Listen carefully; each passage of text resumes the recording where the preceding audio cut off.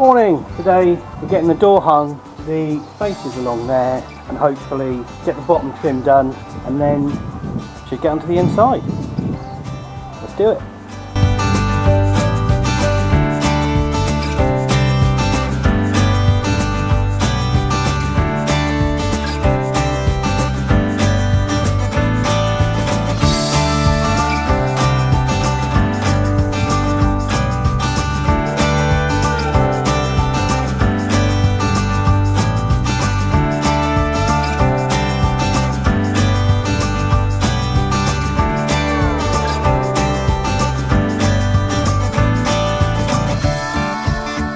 So we've finished the garden side and we've managed to